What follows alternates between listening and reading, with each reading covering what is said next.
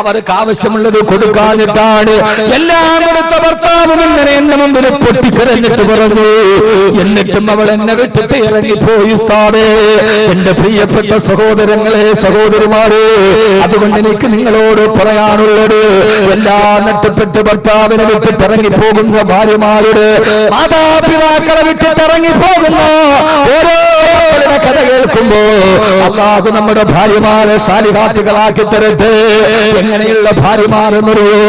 നിങ്ങൾക്കറിയുമല്ലോ, പാലാവാരം പോലെ പരന്നു കിടക്കുന്ന മരുഭൂമി, ഒരു മനുഷ്യവാസത്തിന്റെ വിദൂര സാധ്യത പോലുമില്ലാത്ത മരുഭൂമി, പിഞ്ചു പൈതലിനെ നെഞ്ചോട് ചേർത്ത് പിടിച്ച് ഭർത്താവ് ഫലസ്തീനിലേക്ക് യാത്രയാകുമ്പോ ആ പ്രിയപ്പെട്ട പൈതല് പൈതാഹം കൊണ്ട് പൊട്ടിക്കരയുമ്പോ സഫയിൽ നിന്ന് മറവയിലേക്ക്, മറവയിൽ നിന്ന് സഫയിലേക്ക് ഓടിക്കലണ്ട് കാൽപ്പാടത്തിന്റെ ഇടയിൽ നിന്ന് നിർഗലിച്ചു വന്ന ജലസരത്തുകൾ കൊണ്ട് ജലപാനം ചെയ്ത് ആ പ്രിയപ്പെട്ട മകനെ വളർത്തു വലുതാക്കി 8 വർഷക്കാലം വളർത്തു വലുതാക്കുമ്പോ ആരാരും കടന്നു വരാത്ത മക്കയുടെ ഊഷരഭൂമിയിൽ ആരുമില്ലാതെ തന്നെ മകനായ ഇസ്മായിലിനെ വളർത്തു വലുതാക്കി 8 വർഷം കഴിയുമ്പോഴാണ് ഫലസ്തീനിൽ നിന്ന് പിതാവായ ഇബ്രാഹിം നബി വരിക. തന്റെ പ്രിയപ്പെട്ട പിതാവ് വരുമ്പോ മാറി നിന്നില്ല, ഓടിച്ചെന്ന് സലാം പറഞ്ഞ് തന്റെ പ്രിയപ്പെട്ട പ്രിയാവിനെ കൈപിടിച്ചു കൊണ്ടുവന്ന് അന്ന് രാത്രിയിൽ കിടക്കുമ്പോ സ്വപ്നം കാണുകയാ. രാവിലെ എഴുന്നേറ്റിട്ട് 8 വർഷങ്ങൾ നിന്ന് വീട്ടിൽ വന്ന ഭർത്താവ് രാവിലെ ഭാര്യയോട് പറയുന്നതെന്താ?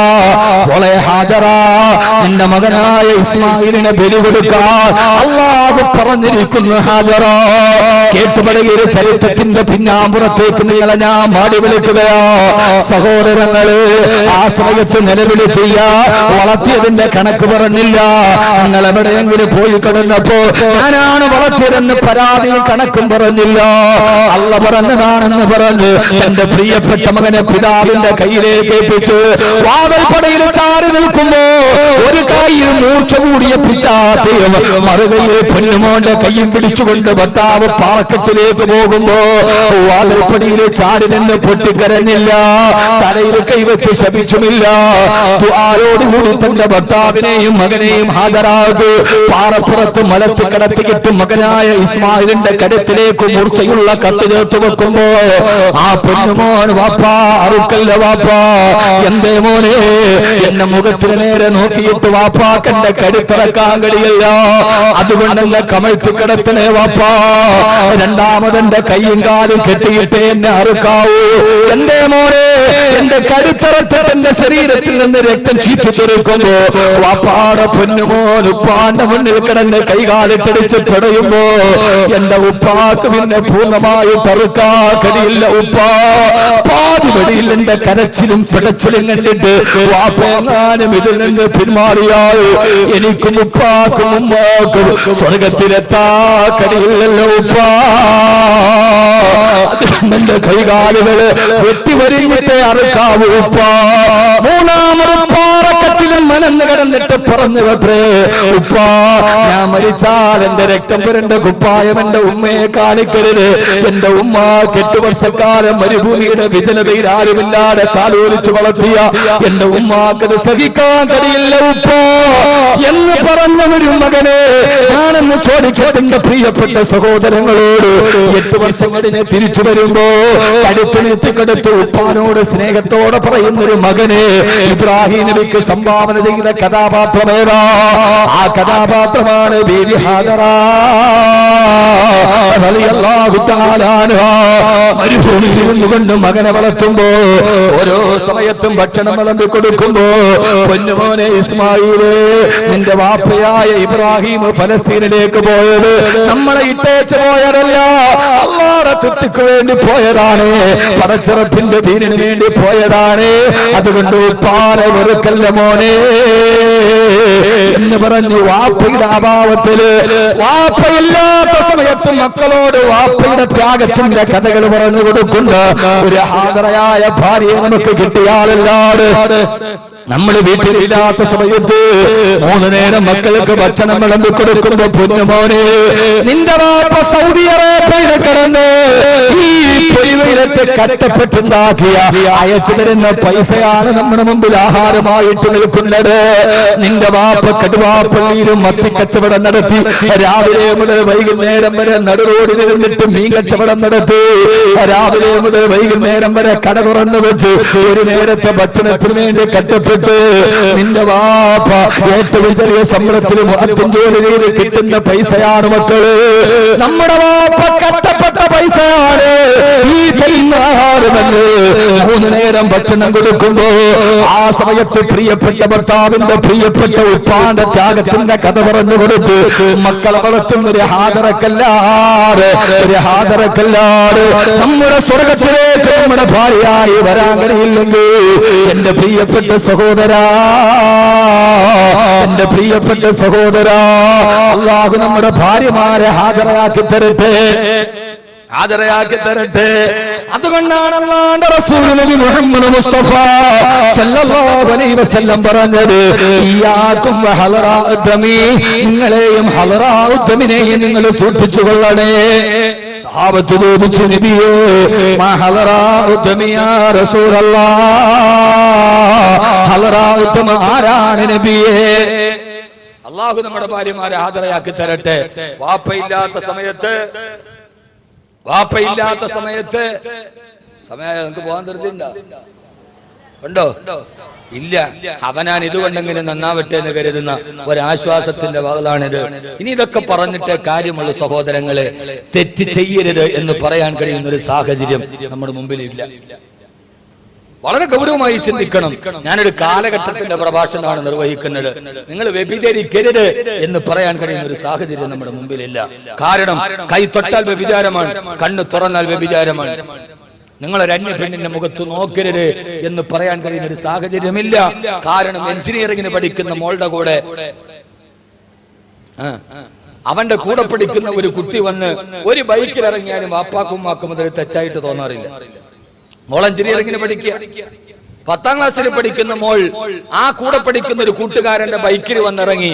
അപ്പോഴും ഉമ്മയും വാപ്പയും പറയുന്നത് അവര് ക്ലാസ്മേറ്റ്സ് അല്ലേ എന്ന്. അതെന്താ? അവന് കാള മത്സരത്തിൽ കൊണ്ടാകാൻ വേണ്ടി ചണ്ടത്തം വന്ന മൂരിക്കളയാൻ ഒന്നും സംഭവിക്കാതിരിക്കും. എത്ര ലാഘവത്വത്തോടെ, ഞാൻ ചില സമയത്ത് ചില ഭാഷ പറഞ്ഞാൽ നമുക്ക് ഇഷ്ടപ്പെടണമെന്നില്ല, എത്ര ലാഘവത്വത്തോടെ നമ്മൾ കാണും. എന്നിട്ട് എന്തേലും ആയാൽ പിന്നെ കൊണ്ട് പള്ളിക്കുറ്റി പൈസ ഇട്ടിട്ട് കാര്യമില്ല. നമ്മൾ നോക്കേണ്ട കാര്യം ഉണ്ടാകണ്ടേ, ആദ്യം നമ്മുടെ ഭാര്യ ഹാജരാവണം. അള്ളാഹു അങ്ങനെ ആക്കി തരട്ടെ. വാപ്പ ഇല്ലാത്ത സമയത്ത് മക്കളെ ഒരു പെൻസിൽ കടിച്ചു കളയുമ്പോൾ പോലും മക്കളെ ഇത് വാപ്പയുടെ വിയർപ്പിന്റേതാണ് എന്ന് വാപ്പ ഇല്ലാത്ത സമയത്ത് വാപ്പയുടെ ത്യാഗത്തെക്കുറിച്ചും മക്കളോട് പറഞ്ഞു കൊടുത്തു വളർത്തിക്കൊണ്ടുവരുന്ന ഒരു ഭാര്യയ്ക്ക് ഒരു നല്ല കുടുംബത്തെ സംവിധാനിക്കാൻ കഴിയും. അല്ലാതെ അയാൾ പോട്ടെ നമുക്ക് ആസ്വദിക്കാമെന്നൊക്കെ. ഇന്ന് മിക്കവാറും പ്രവാസികളുടെ കുടുംബത്തിനെ പറ്റി അബദ്ധം ഇതാണ്. പ്രവാസ ലോകത്ത് കഷ്ടപ്പെടുന്നവണ്ട്. എന്താ പ്രവാസി എന്നറിയോ? 1000 റിയാൽ നാട്ടിലേക്ക് അയക്കാൻ വേണ്ടി പോക്കറ്റിൽ വെച്ചിട്ട് അവൻ ഇറങ്ങി നടക്കാൻ നേരത്ത് എക്സ്ചേഞ്ചിലേക്ക് പോകാൻ അയക്കാൻ ടാക്സിക്ക് കൈ നീട്ടും. എത്ര റുപ്യ? 10 റിയാൽ, 10 റിയാൽ. അപ്പൊ വിചാരിക്കും പടച്ചോനെ 10 റിയാൽ ടാക്സിക്കാരന് കൊടുത്താൽ പിന്നെ 990 റിയാല് നാട്ടിലേക്ക് അയക്കാൻ പറ്റൂ എന്ന് വിചാരിച്ചിട്ട് ആ പച്ചപ്പാവം 10 റിയാൽ വാഹനത്തിൽ സഞ്ചരിക്കേണ്ട ദൂരം അവൻ പൊരിവയിലെത്ത് റോഡിലൂടെ സഞ്ചരിക്കും. അപ്പുറം പോയി ലുലു എക്സ്ചേഞ്ചിൽ പോയി 1000 റിയാൽ തികച്ചവൻ വിചാരിക്കും 10 റിയാൽ ടാക്സി കൊടുത്താൽ ആ 10 റിയാൽ കൊണ്ട് മോളുടെ 1 മാസത്തെ ഫീസ് കൊടുക്കാം. പാവപ്പെട്ടവൻ 1000 റിയാൽ തികച്ചയക്കും. നടന്നു ചെന്നിട്ട് ഭാര്യയെ വിളിച്ചിട്ട് പറയും 1000 റിയാൽ അയച്ചിട്ടുണ്ട്, ബാങ്കിൽ പോയി മേടിച്ചോളീൻ. അവള് ഫോൺ എടുത്ത് 500 രൂപയുടെ ടാക്സി വിളിച്ച് ബാങ്കിൽ പോയി ആ പൈസ മേടിച്ച് വീട്ടിൽ കൊണ്ടുപോയി. അവള് അത് മേടിക്കാൻ പോണത് 500 രൂപയുടെ ടാക്സി വിളിച്ചിട്ട് അവൻ 10 റിയാല് പിശുക്കിയിട്ട് അയച്ചവൻ. ഇതാണ് ഭർത്താവും ഭാര്യയും തമ്മിലുള്ള അന്തരം. ഇത് തിരിച്ചറിയാൻ കഴിയുന്ന ഒരു ഭാര്യക്ക് മാത്രമേ സമാധാനത്തിന്റെ ജീവിതം നൽകാൻ കഴിയൂ. അതുകൊണ്ടാണ് ഹബീബായ നബി മുഹമ്മദ് മുസ്തഫ സല്ലല്ലാഹു അലൈഹി വസല്ലം പറഞ്ഞത് ഇയ്യാകും വഹലറാഉദ്ദമി, നിങ്ങളെയും ഹലറാഉദ്ദമിനെയും നിങ്ങൾ സൂക്ഷിച്ചു കൊള്ളണേ. എന്താ ഹലറാഉദ്ദം അറിയില്ല? എന്താ ഹലറാഉദ്ദം? അല്ലാഹു മനസ്സിലാക്കാനുള്ള ബോധം നൽകട്ടെ. ഞാൻ ആ വിഷയം കൂടെ പറഞ്ഞ അവസാനം 2 മണിക്കൂർ ആവാറായി. അള്ളാഹു സ്വീകരിക്കട്ടെ. ഈ കേൾക്കുന്നത് പ്രയോജനമുണ്ടാകണം. വളരെ പ്രധാനപ്പെട്ട ചില കാര്യങ്ങൾ പറയാറുണ്ട്. ഏതാണ് ഹളറ ഉദ്ദം? കല്യാണം കഴിക്കാത്ത ആളുകളൊക്കെ ഉണ്ടെന്ന് കൈപൊക്കി. കല്യാണം കഴിക്കാത്തവർ, ഇതെന്ത് ശൈശവ വിവാഹം നടക്കുന്ന സ്ഥലമാണ്? ഒന്നിനും മീശയില്ല, ഒട്ട് കയ്യും പൊക്കണില്ല. ഒന്ന് പൊക്ക് മനുഷ്യന്മാരെ. കല്യാണം കഴിക്കാത്തവര് അൽഹംദുലില്ലാ. കേട്ടോളി, ഞാൻ ഇനി പറയാൻ പോണ കാര്യം കേട്ടോളി. ആദരവായ പ്രവാചകൻ നബി മുഹമ്മദ് മുസ്തഫ സല്ലല്ലാഹു അലൈഹി വസല്ലമ പറയുകയാ, ഇയ്യാകും വഹവറാഅദ്മി, നിങ്ങളെയും ഹവറാഅദ്മിനെ നിങ്ങൾ സൂക്ഷിച്ചുകൊള്ളണം. ആരാണ് നബിയേ ഹവറാഅദ്മി യാ റസൂലല്ലാഹ്? ആരാണ് നബിയേ ഹവറാഅദ്മി എന്ന് പറയുന്നത്? ഹബീബായ നബി തങ്ങൾ മറുപടി പറഞ്ഞു, ഇംറഅത്തുൻ ഹസന ഫീ മംബതത്തി സൂ, മോശമായ അവസ്ഥയിൽ ജീവിച്ചു വന്നവർ, സൗന്ദര്യം മാത്രമുള്ള പെണ്ണ. അവർ ജീവിച്ചത് ഏറ്റവും മോശമായ അവസ്ഥയിലാണ്. അവർ ഇതേവരെ സുബഹി നമസ്കരിക്കാത്ത, ദീനിന്റെ ഒരു ഷിആറുകളില്ലാത്ത ഒരു വീട്ടിലാണ് അവർ ജീവിച്ചു വന്നത്. അങ്ങനെയുള്ള സാഹചര്യത്തിൽ ജനിച്ച സൗന്ദര്യം മാത്രമുള്ള പെണ്ണിനെ നീ വിവാഹം ചെയ്യരുത്. അവളെ നിന്റെ വീട്ടിലേക്ക് കടന്നു വന്നാൽ അതോടെ നിന്റെ കുടുംബം തകർന്ന് തരിപ്പണമാകും. ആ കുടുംബത്തിൽ പിന്നെ നാളെ സ്വർഗത്തിൽ ഒരുമിക്കാൻ കഴിയില്ലെന്ന് ലോകത്തിന്റെ മുറ്റേ ഹബീബായ നബി മുഹമ്മദ് മുസ്തഫ സല്ലല്ലാഹു അലൈഹി വസല്ലമ. ഞാൻ എന്റെ പ്രസംഗത്തിന്റെ സമാപന പ്രഭാഷണത്തിലോട്ട് കിടക്കുകയാണ്. എന്ത് പറയണം, എവിടെ പറയണമെന്ന് എനിക്കറിയില്ല. നമ്മുടെ മക്കളെയാണ് നാം വളർത്തിക്കൊണ്ടുവരേണ്ടത്. അതുകൊണ്ടാണ് മഹാനായ ഉമർ റളിയല്ലാഹു തആല പാതിരാത്രിയുടെ നിശബ്ദതയിൽ കടന്നു പോകുമ്പോ ഉള്ളിൽ നിന്ന് വർത്തമാനങ്ങൾ കൊണ്ടത്, മോളെ പാലിൽ വെള്ളം ചേർക്കുമോളെ? ഇല്ല ഉമ്മ. ഉമർ കാണുമമ്മ? ഇല്ല മോളെ. ഉമർ കാണില്ല മോളെ. ഇതാ കാണ ഉമർ നായിമർ ഫറബ് മറിയക്കല്ല. ഉമറിന്റെ റബ്ബ് കാണുമല്ലോ ഉമ്മ. ഉമർ റളിയല്ലാഹു തആല ഈ വർത്തമാനം കേട്ടു. രാവിലെ സൂര്യ നിസ്കാരം കഴിഞ്ഞ് തലേ ദിവസം ഈ വർത്തമാനം കേട്ട വീടിന്റെ മുമ്പിലെത്തി. വാതിലിൽ മുട്ടിയപ്പോ ഇരവിത്തയായ ഉമ്മ വന്ന് വാതിൽ തുറന്നു. തൊട്ടു മുമ്പിൽ പൊട്ടിത്തെറിച്ചു നിൽക്കുന്ന ഉമറിനെ കണ്ടപ്പോ ആ പ്രിയപ്പെട്ട കൗമാരക്കാരി ഓടി വരികയാണ്. മുമ്പിലതാ ഉമർ നിൽക്കുന്ന, പൊട്ടിത്തെറിച്ചു നിൽക്കുന്ന ഉമറിനെ കണ്ടപ്പോ പേടിച്ചരണ്ടു പോയി ആ പ്രിയപ്പെട്ട പൊന്നുപോയി. ആരാണ് ഇന്നത്തെ പ്രഭാതത്തിൽ തന്റെ വാതിൽപ്പടിയിൽ നിൽക്കുന്നത്? കിസ്റാ ഭരിക്കും കൈസരും നീട്ടുന്നതാ, മിസ്റ് മുഖോക്കിസ് കേട്ടുടന് വിറയ്ക്കുന്നതാ. കിസ്റാ കൈസർ ചക്രവർത്തിമാര് പേര് കെട്ടാറ് പറക്കുന്ന ഉമർ റളിയല്ലാഹു അൻഹുവിനെ കണ്ടപ്പോ ഉമർ റളിയല്ലാഹു തആല ആ പെണ്ണിനോട് പറഞ്ഞു, പത്രമോള് വരുന്നു നീ ഉമറിന്റെ കൂടെ. എവിടേക്കാണ് അമീറുൽ മുഅ്മിനീൻ? എന്റെ മകനായ നാഫിന്റെ ഭാര്യയാവാ. തലേ ദിവസം രാത്രി സമയത്ത് പാലിൽ വെള്ളം ചേർക്കാൻ ഉമ്മ നിർബന്ധിച്ചപ്പോ ആ ഉമ്മയോട് റബ്ബിനെ കുറിച്ച് പേടിപ്പിച്ചു കൊടുത്ത പൊന്നുമോള് തന്റെ മകനായ നാഫി റളിയല്ലാഹു അൻഹുവിനെ ഭാര്യയായി നിശ്ചയിച്ചു കൊടുത്തു. സയ്യിദുനാ ഉമർ ഇബ്നുൽ ഖത്താബ് റളിയല്ലാഹു തആല അൻഹു. കാരണം എന്താ? വളർന്നു വരുന്ന ചെറുപ്പക്കാരുടെ മക്കളുടെ മീശയുടെ വലിപ്പം കണ്ടിട്ട് പെണ്ണിന്റെ കയ്യിൽ കിടക്കുന്ന 200 പവന്റെ സ്വർണത്തിന് വില നിശ്ചയിക്കുന്ന പിതാക്കന്മാരെ, സ്വർണത്തിന് മാനദണ്ഡം നിശ്ചയിക്കുന്ന പണ്ട് കാലത്തുള്ള സ്വർണ്ണക്കടയിലെ ത്രാസ് കണ്ടിട്ടുണ്ടോ? നഖത്തിന്റെ വലിപ്പമുള്ള കട്ടികളാണ് ഇതിൽ തൂക്കാനുള്ളത്.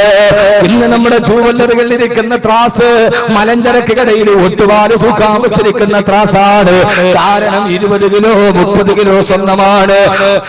ജൂവലറികളിലും റബ്ബർ ഷീറ്റ് തൂക്കുന്ന ത്രാസുകളെ വെച്ച് 20 കിലോയും 30 കിലോയും വിഭാഗച്ചന്തയിൽ മാത്സര്യ ബുദ്ധിയോടെ കോടികളറിഞ്ഞ് പകട കളിക്കുന്ന സമുദായമേ, നിന്റെ മരുമകളെ തിരഞ്ഞെടുത്തപ്പോ ഉമർ റളിയല്ലാഹു അൻഹുവിനെ അറിയാമോ?